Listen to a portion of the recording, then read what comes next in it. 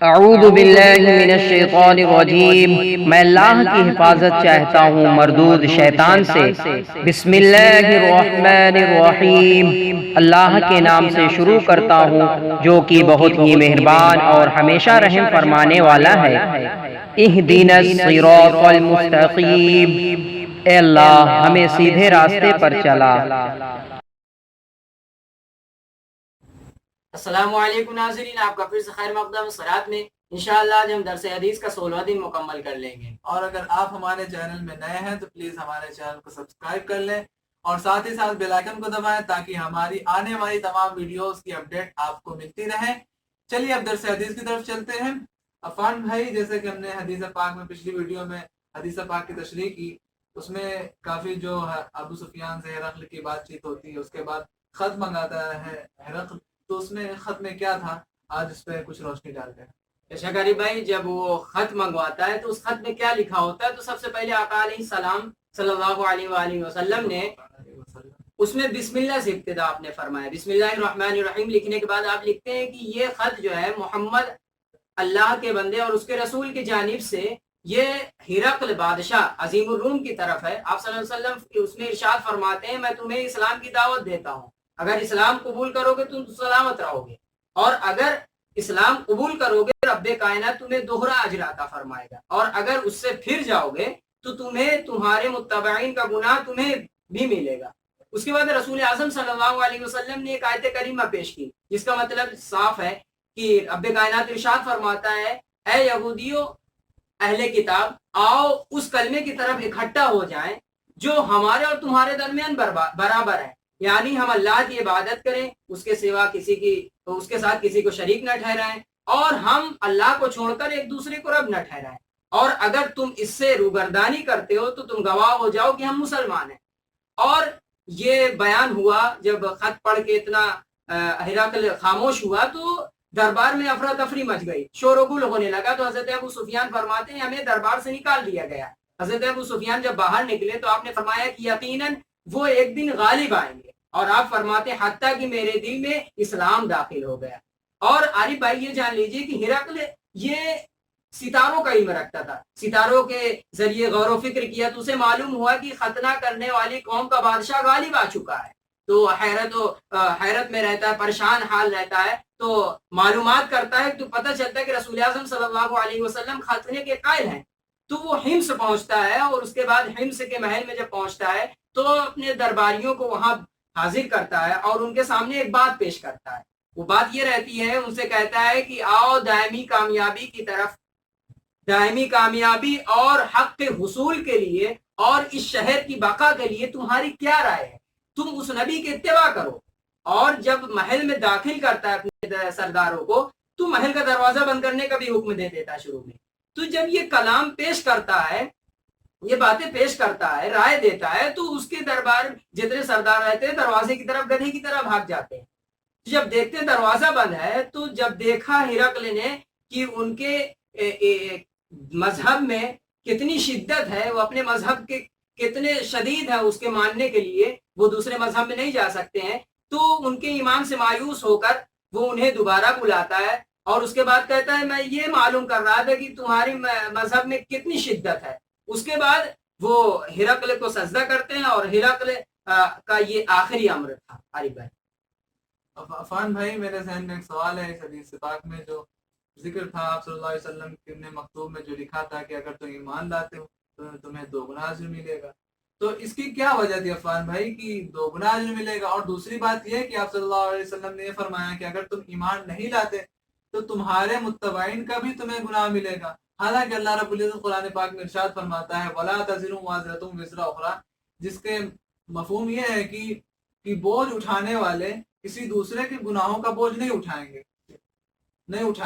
اٹھانے والے۔ تو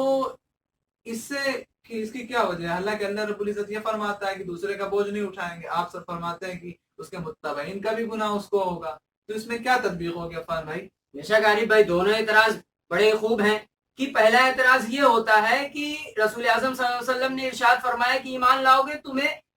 دوگنا اجر ملے گا، تو یہ صاف واضح ہے کہ وہ حضرت عیسیٰ علیہ السلام پر ایمان رکھتا تھا، اور آنے والے وقت میں اس سے یہ ظاہر ہو رہا تھا کہ وہ رسول اعظم صلی اللہ علیہ وسلم پر ایمان رکھے گا، یعنی وہ دو نبیوں پر ایمان رکھتا، اس لیے دو نبیوں پر ایمان رکھنے کی وجہ سے اسے دوگنا اجر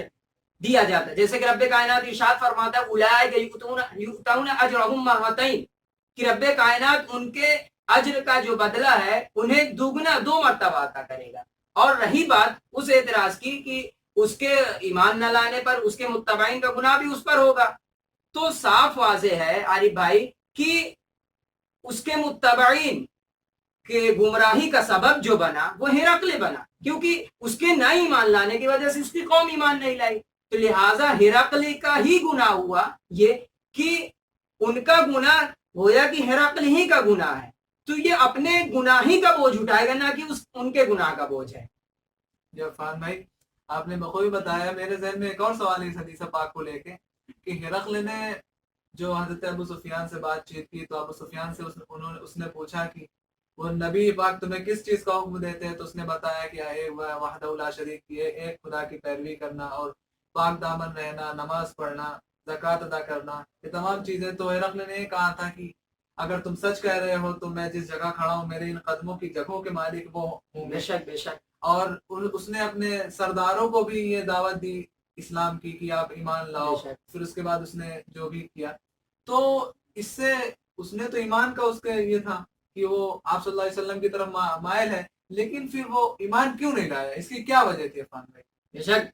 صحیح بات ہے کہ ہر طریقے سے یہ معلوم ہو رہا ہے کہ وہ دین کے قریب ہو رہا ہے اور اس کے دل میں اسلام کی شمع جلی، لیکن وہ بجھ کیسے گئی، وہ اسلام قبول کیوں نہ کیا؟ اس کی وجہ علامہ غلام رسول سعیدی صاحب نوٹ کرتے ہیں حافظ ابن حجر اسقلانی کے حوالے سے، وہ بیان فرماتے ہیں حضرت ابن اسحاق کی ایک مرسل روایت کے حوالے سے کہ ہرقل کہتا تھا کہ اللہ کی قسم مجھے یقین ہے کہ وہ نبی مرسل ہیں، وہ نبی برحق ہیں، لیکن اگر میں ان پر ایمان لاتا تو مجھے رومی لوگ قتل کر دیتے، یعنی وہ قتل کے خوف سے ایمان نہیں لایا۔ لیکن بڑی پیاری بات بیان کرتے ابن اسحاق، فرماتے ہیں کہ اس نے غور ہی نہیں کیا کلام میں، وہ ختم رسول اعظم صلی اللہ علیہ وسلم نے اسے پہلے ہی بشارت دے دی تھی، اگر وہ رتی برابر بھی عقل لگاتا تو اسے بات سمجھ میں آ جاتی کہ رسول اعظم صلی اللہ علیہ وسلم نے اس خط میں سلامتی کی بشارت دے کر اسے خط بھیجا تھا کہ رسول اعظم نے ارشاد فرمایا تھا اگر تم اسلام قبول کرو گے تو سلامت رہو گے، یعنی دنیا و آخرت میں رسول اعظم نے اس کی سلامتی کی ذمہ داری لی تھی، اگر وہ قبول کرتا تو سلامتی رہتا، لیکن صرف اور نہ ایمان لانے کی وجہ یہی رہی کہ وہ صرف اپنے قتل کے خوف سے ڈرا، جس کی وجہ سے ایمان کا اظہار وغیرہ نہیں کیا۔ جی عفان بھائی میرے ذہن میں ایک سوال ہے اس حدیث پاک میں جو آپ صلی اللہ علیہ وسلم نے مکتوب میں جو آیت لکھی تھی، وہ آیت یہ ہے کہ یا اہل الکتاب تعالوا الی کلمہ الی آخر الآیہ، کہ اس میں پھر یہ آیت لکھی ہے، اور حالانکہ یہ آیت اس وقت نازل ہوئی ہے جب نجران کے عیسائیوں کا وفد آیا آپ صلی اللہ علیہ وسلم کے پاس، یہ 9 ہجری کا واقعہ ہے، اور یہ آیت آپ صلی اللہ علیہ وسلم نے لکھی تھی ہرقل کی جانب تو وہ 6 ہجری کا واقعہ ہے، تو اس میں کیا تطبیق ہے؟ 9 ہجری میں آیت نازل ہو رہی ہے اور اس سے پہلے والے واقعہ میں یہ آیت کو مکتوب کیا جا رہا ہے، تو اس کی کیا تطبیق ہوگی؟ بے شک غریب بھائی کی بات صحیح ہے کہ ابھی آیت نازل نہیں ہوئی تو رسول اعظم صلی اللہ علیہ وسلم نے وہ آیت مکتوب میں کیسے لکھ دی؟ تو حافظ ابن حجر اسقلانی رحمۃ اللہ علیہ اس کا جواب دیتے ہیں کہ اس کا مطلب یہ ہے کہ رسول اعظم صلی اللہ علیہ وسلم نے جو آیت لکھی تو لکھی، لیکن جب آیت کا نزول 3 سال بعد ہوا تو وہ آیت جو رسول اعظم صلی اللہ علیہ وسلم نے لکھی، وہ آیت جو رب کائنات نے اب نازل فرمائی، یہ اس کے موافق ہو گئی، دونوں ایک دوسرے کی تقویت کے لیے آ گئیں، یعنی وہ اس کی دلیل بن گئی، وہ اس کی دلیل بن گئی۔ لیکن ایک اور بات پیش کی جاتی ہے، حافظ ابن حجر فرماتے ہیں کہ یا یہ ہو سکتا ہے اس کا نزول 2 مرتبہ ہوا ہے، لیکن علامہ غلام رسول سعیدی صاحب فرماتے ہیں یہ بعید ہے، دور کی بات ہے۔ آپ ابن عربی کے حوالے سے ایک بات پیش کرتے ہیں، بڑی پیاری بات پیش کرتے ہیں کہ رسول اعظم صلی اللہ علیہ وسلم کو قرآن کریم، قرآن مجید کے نزول سے پہلے، مکمل نزول سے پہلے رب کائنات نے اس قرآن کریم کا اجمالی مکمل علم عطا فرمایا۔ اللہ اکبر، یہ بہت پیاری بات لگی عارف بھائی کہ رب کائنات نے قرآن کے مکمل نزول سے پہلے ہی رب کائنات نے اجمالی قرآن کا پورا علم عطا فرمایا تھا رسول اعظم صلی اللہ علیہ وسلم. عارف بھائی یہیں پہ جو ہے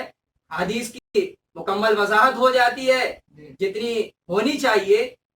زیادہ بحث کرنے کی ضرورت اس میں ہے نہیں. اور آئیے اب ناظرین سے ملتے ہیں.